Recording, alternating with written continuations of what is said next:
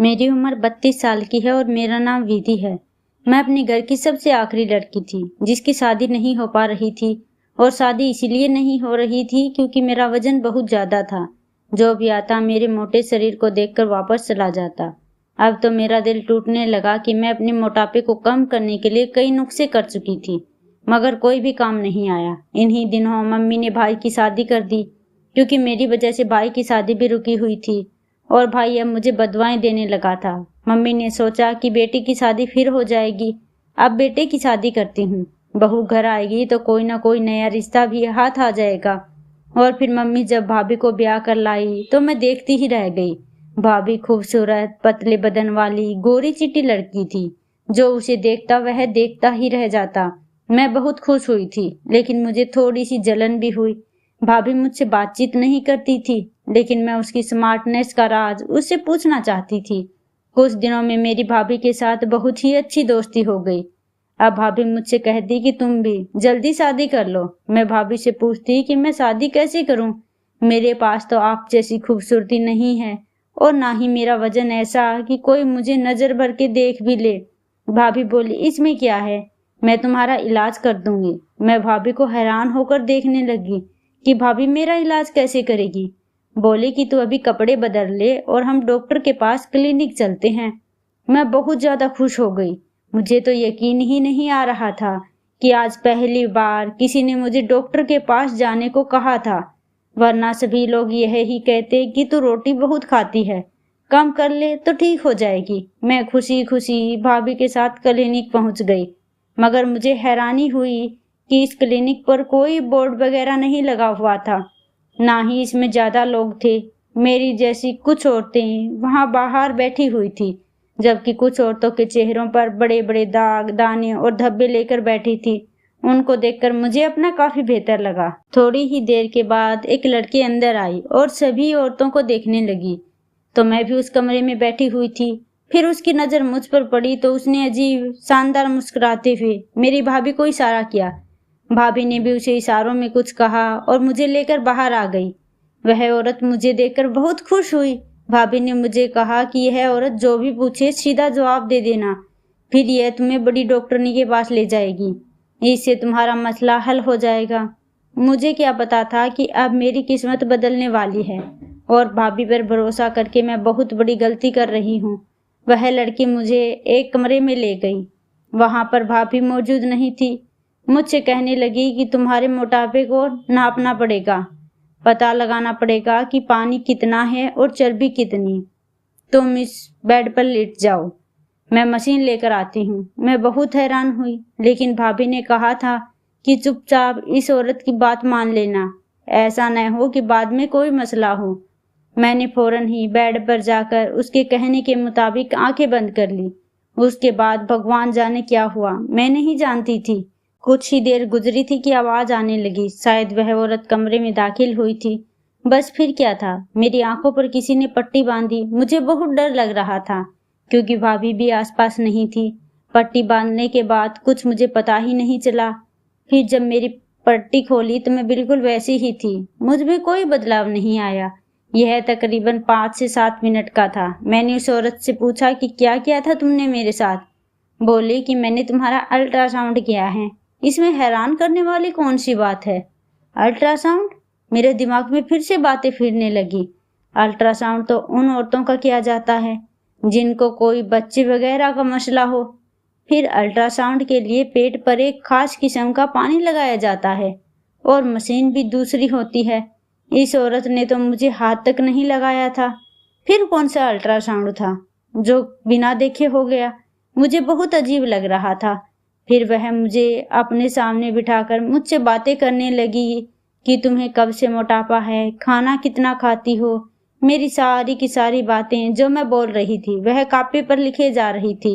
यहाँ तक कि सारी जानकारी पूरी हो गई तो उसने कहा कि अब तुम बाहर जाओ और अपनी भाभी को अंदर भेजो। मैं बाहर चली गई। मुझे तो पता ही नहीं था कि मेरा वजन कम हो भी पाएगा या नहीं। भाभी को मैंने अंदर कमरे में भेज दिया। खुद मैं दरवाजे के बाहर खड़ी हो गई क्योंकि मुझे बहुत अजीब लग रहा था। तभी मेरे कानों में भाभी और उस औरत की बातें पड़ी, या यूं कहें कि बातों की आवाज बढ़ने लगी थी। तभी मुझे अंदर से हंसने की आवाज आई।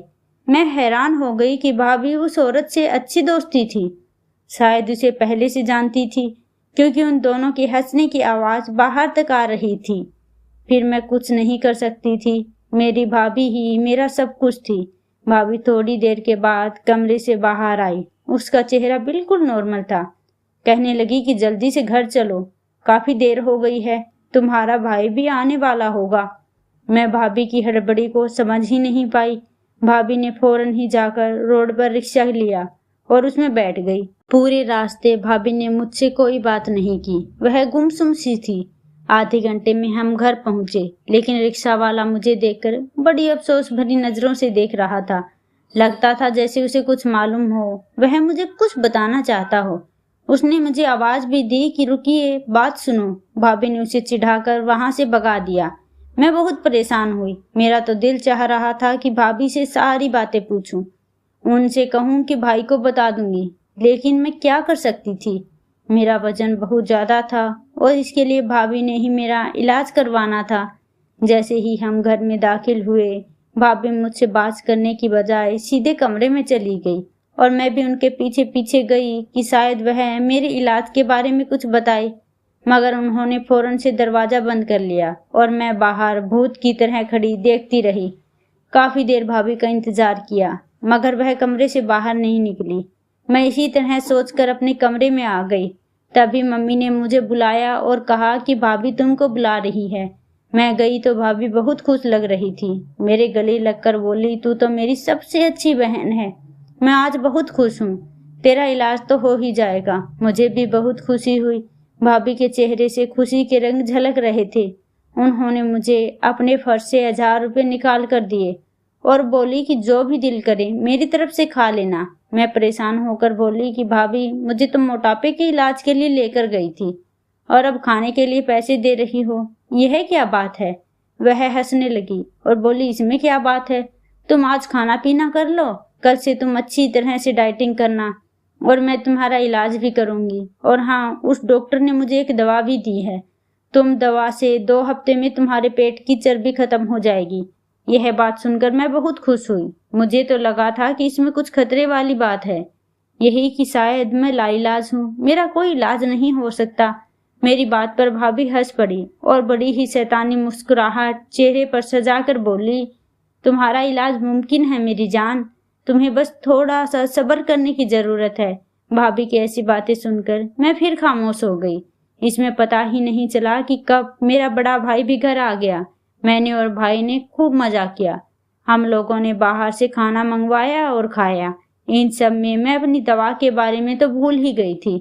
सभी कामों से फारिग होकर भाभी मेरे कमरे में आई। उसके हाथ में छोटी सी दवा की बोतल थी। मेरी तरफ देखते ही बोली, डॉक्टर ने मुझे दी है, इसमें किसी खास किस्म का तेल है। भाभी ने मुझे बताया कि इसे नाक में डालकर रात भर के लिए सोना है और सुबह उठोगी तो वजन कम होने लगेगा और मेरे जिस्म में बहुत सारे बदलाव आने शुरू हो जाएंगे। भाभी की बात सुनकर मैं बहुत खुश हुई। भाभी ने कहा था कि यह दवा बहुत ही महंगी है, मैंने तुम्हारे लिए 10,000 की मंगवाई है, इसका बहुत ख्याल रखना, एक एक बूंद नाक में डालते रहना, इससे तुम्हें बहुत ज्यादा मदद मिलेगी। मैं भाभी की बात सुनकर बहुत शुक्रगुजार हुई। फिर अचानक भाभी को कुछ याद आया और बोली कि तुम सुनो, इस दवा को खाने के बाद अपने कमरे में ही रहना, इधर उधर ना जाना, इससे नींद बहुत आती है। मैंने कहा कि भाभी, मैं कहीं नहीं जाऊंगी, आप फिक्र ना करें, मैं कोर्स पूरा करूंगी। भाभी ने कहा कि बहुत अच्छी बात है, चलो मैं चलती हूँ, रात बहुत हो गई है। कहकर भाभी मेरे कमरे से चली गई और मैं उसी बोतल को देखने लगी जो बहुत छोटी सी थी। ऐसे लगता था कि जैसे इसमें तेल नहीं बल्कि जहर का कतरा हो। यानी इसे खोला तो एक अजीब सी बदबू मेरी नाक से टकराई। फिर मैंने दरवाजा बंद किया और उसका इस्तेमाल करने के बाद मैं सो गई। मुझे उस रात बहुत गहरी नींद आई थी। काफी देर तक मैं सोती रही, बिल्कुल ऐसे जैसे कोई बेहोश होता है। सुबह के 10 बजे मम्मी ने जोरदार दरवाजा बजाया तो मम्मी की आवाज सुनकर मैं बहुत ज्यादा डर गई। उठते ही मेरी नजर घड़ी पर पड़ी तो मैं हैरान रह गई कि सुबह के 10 बज रहे थे। हालांकि मैं 10 बजे तक कभी नहीं सोई थी। फिर जैसे ही मैंने दरवाजा खोला तो मम्मी परेशान होकर मुझे देखने लगी और कहने लगी कि अरे बेटी, क्या हुआ, तुम तो बहुत जल्दी उठ जाया करती हो, आज ऐसी क्या बात हो गई? मम्मी के कहने पर मैं खुद को हैरानी से देखने लगी। मेरे जिस्म से बदबू भी आ रही थी। मुझे लगा कि जैसे मैं किसी कीचड़ में सोई हूँ, क्योंकि मेरे कपड़ों में अजीब सी किस्म की बदबू आ रही थी जिसे सूंघा नहीं जा सकता था। वह तो शुक्र है कि मम्मी ने इस बात को महसूस नहीं किया। मैं नाश्ते पर जाने से पहले नहाकर बाहर निकली तो अपने आप को तरोताजा महसूस किया। मुझे बहुत बुरा भी लग रहा था। इस तरह सोने से मेरे कपड़े पहले बदबूदार कभी नहीं हुए थे, लेकिन आज तो एक अजीब ही मामला मेरे सामने पेश आ रहा था। थोड़ी ही देर के बाद नाश्ते पर गई तो भाभी मेरे साथ ही बैठी थी। मुझे देखकर भाभी बहुत खुश हो रही थी। बोली कि रात को नींद कैसे आई। मैं भाभी को यह भी नहीं कह सकती थी कि मुझे बहुत ज्यादा नींद आई, बल्कि नशे वाली नींद आई, क्योंकि मम्मी भी साथ बैठी थी और हो सकता था कि वह मुझे इस बात पर डांटती कि तुम भाभी के साथ अकेली क्लिनिक क्यों गई थी। मैं चुप रही तो थोड़ी देर बाद भाभी ने खुद ही मुझे इशारे से अपने कमरे में आने के लिए कहा। मैं जैसे ही उनके कमरे में गई तो भाभी बोली कि देखो विधि, वजन एकदम कम नहीं होता है, तुम्हें कुछ महीने तो मेहनत करनी ही पड़ेगी, इस तेल का इस्तेमाल करना ही होगा, लेकिन इससे पहले मैं तुम्हारा एक और जगह टेस्ट करवाना चाहती हूँ। उस टेस्ट के बाद ज्यादा अच्छे से पता चलेगा कि तुम्हें कौन सी दवा की जरूरत है। तुम तो जानती हो कि मोटापा खतरनाक हद तक बढ़ चुका है। अगर तुम किसी से शादी करोगी तो वह भी तुम्हें अपनी माँ के बराबर समझेगा कि तुम्हारा वजन तो 50 साल की औरत से भी ज्यादा है। यह बात सुनकर तो मैं बहुत ज्यादा डर गई। मैंने कहा कि भाभी, आपने जो टेस्ट करवाना है मैं आपके साथ चलने के लिए तैयार हूँ, लेकिन भगवान के लिए मेरे मोटापे का कुछ करें। भाभी ने भी डॉक्टरी का कोर्स किया था, इसलिए मुझे उन पर ज्यादा भरोसा था। भाभी ने कहा कि आज शाम को चलेंगे। शाम को मैं तैयार हो गई।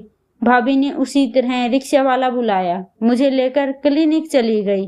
मैं कुर्सी पर बैठी हुई थी कि डॉक्टर साहिबा कुछ मिनटों में वहां आ गई और फिर मुझसे कहने लगी कि अब पतली पतली नजर आने लगी हो। यह कहकर वह बुरी तरह हंसने लगी, जबकि मैं हैरान थी कि ऐसा तो किसी ने आज तक नहीं कहा था कि मैं पतली लग रही हूँ। क्या ये लोग मुझे बेवकूफ बना रहे थे? मैंने देखा कि उस औरत के हाथ में कपड़े थे जो नए नए लगे थे। उस औरत ने वह कपड़े भाभी को दिए और भाभी ने वे कपड़े लाकर मुझे दिए और बोली कि जाओ बाथरूम में कपड़े बदल कर आओ, इसी में तुम्हारा चेकअप होगा। मैंने कपड़े देखे तो वह किसी दुल्हन के जैसे कपड़े लग रहे थे। फिर सोचा कि इन कपड़ों में मेरे चेकअप का कोई बंदोबस्त होगा, क्योंकि यह कपड़े अस्पताल के तो हरगिज नहीं थे। मैं हल्के नीले कपड़ों से वाकिफ थी, वे तो बहुत आराम वाले होते थे, जबकि ये कपड़े तो बहुत ज्यादा चमकीले थे। मैंने हैरानी से भाभी की तरफ देखा तो वह कहने लगी कि जाओ जल्दी पहन कर आओ, अभी इतना वक्त नहीं है। उसके बाद मैं चेंज करके बाहर आ गई। वह कपड़े मुझे पूरे थे, वरना इस तरह के कपड़े कभी मुझे पूरे नहीं आते थे। वह औरत मुझे कपड़े पहनाकर एक कमरे में ले गई।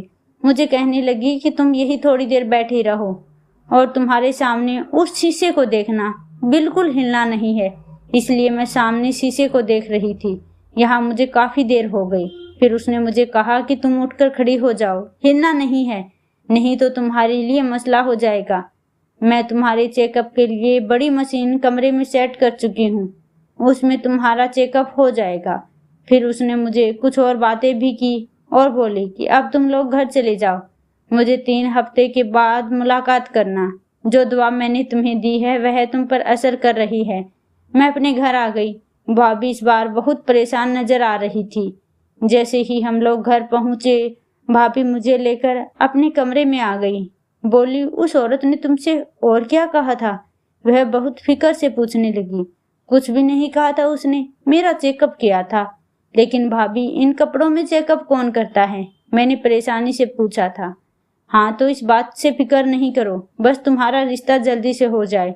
तुम वाकई में पतली लगती हो। और भाभी ने भी खुशामद लहजे में कहा तो मैं चुप हो गई। शायद सब कह रहे हैं तो फिर पतली लग रही होगी। फिर भाभी ने मुझे बताया कि तुम पतली लगने लगी हो, इस वजह से मैं तुम्हारे लिए रिश्ता लाऊंगी, पर फिक्र नहीं करो। भाभी ने कहा कि वह रिश्ता तुम्हारे लिए बहुत अच्छा होगा। भाभी ने यह कहा तो मैं खुश हो गई, लेकिन घर में किसी ने मेरे वजन के बारे में कोई बात नहीं की। 2 दिन बाद भाभी ने मुझसे कहा कि मैं एक रिश्ता तुम्हें दिखाना चाहती हूँ, तुम्हें पसंद हुआ तो बताना। वे लोग हमारे घर आ गए। 2 दिन बाद ही मेहमान बनकर तकरीबन एक पूरा खानदान हमारे घर आया। भाभी ने उन सबको यही बताया कि मेरी ननद का रिश्ता अभी तक नहीं हुआ है, मगर वे सब लोग तो जैसे मुझे पहले से जानते थे। अरे यह तो वही है, उनमें से एक औरत ने कहा।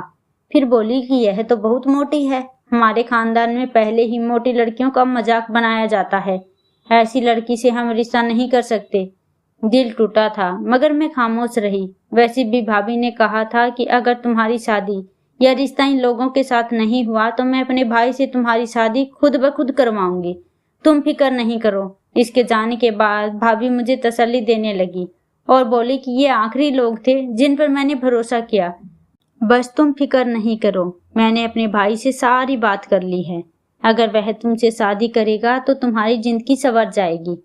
बस तुम थोड़ा एक्सरसाइज भी किया करो। मेरा भाई भी तुम्हें डॉक्टर के पास लेकर जाएगा और तुम ठीक हो जाओगी। मैंने भगवान का धन्यवाद किया।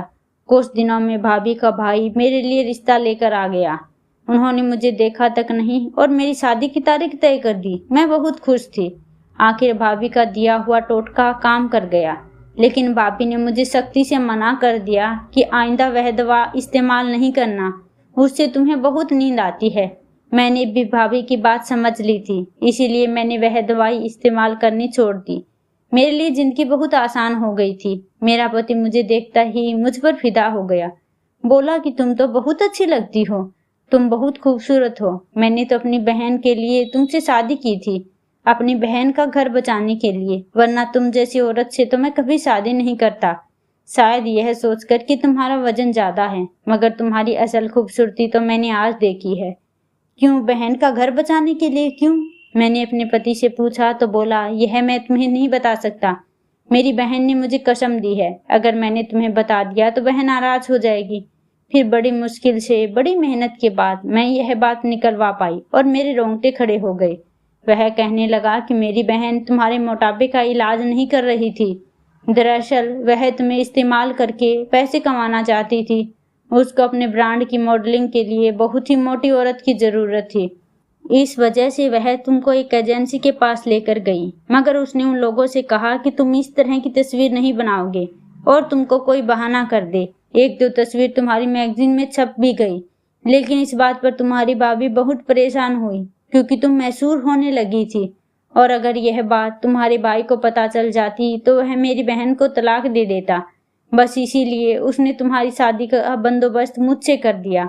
मेरा पति यह कहकर खामोश तो हो गया, लेकिन मेरे जहन में आंधी तूफान की तरह पिछले गुजरे वाक्य चलने लगे। मैं सोच भी नहीं सकती थी कि भाभी मुझे अपने पैसों के लिए इस्तेमाल करेगी। वह तो एक अच्छे घराने से ताल्लुक रखती थी, लेकिन अच्छी बात यह थी कि उसने अपने नुकसान का भुगतान कर दिया था अपने भाई से मेरी शादी करवाकर, ताकि मैं जमाने भर में बेइज्जत होकर ना रहूं। अपनी भाभी से मैं कुछ कह नहीं सकती थी क्योंकि मेरे पति ने मुझे कसम दी थी और वे मुझसे बहुत प्यार करते थे। मैं किसी भी कीमत पर उनसे दूर नहीं होना चाहती थी, इसीलिए मैं खामोश रही।